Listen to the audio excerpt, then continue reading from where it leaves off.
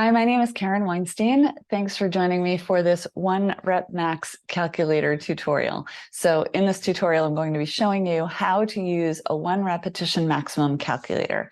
Why is this important and what is your one repetition maximum? A one rep max is the amount of weight you can lift for any exercise one time and one time only. And it's not necessarily practical for you to figure that out by lifting increasing amounts of weight. So instead you'd use a calculator like this one. So in order to figure out what my one repetition maximum is for any skill, I have to first pick that skill. I'm going to choose, let's say, an overhead press. So I've got a 10-pound dumbbell here. And let's say I can take this 10-pound dumbbell and press it up overhead for an overhead press. Let's say I can do it 18 times. So I need to take that information and put it into the calculator. So for my lift, I'm putting in 10 because that's the amount of weight that the dumbbell was. And then for repetitions, I'd put in an 18.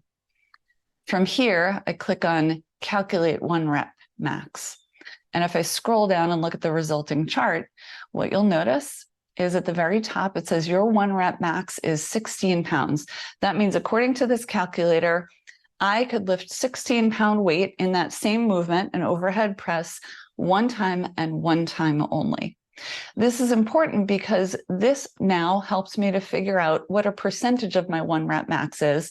And I can use that as a guide to figure out what range I want to work in.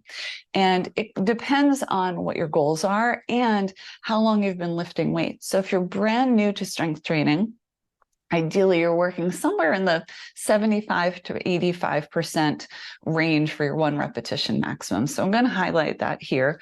And what you'll notice is that it gives me the percentage of my one rep max on the far left. In the center column, I have the amount of weight I should lift. And in the far right column, I have the number of repetitions I should do within a set. A set is a group of repetitions with no rest in between. So if I'm working at between 75 and 85%, I'd be lifting somewhere between about 12 and 13 and a half pounds for somewhere between 6 and 10 repetitions.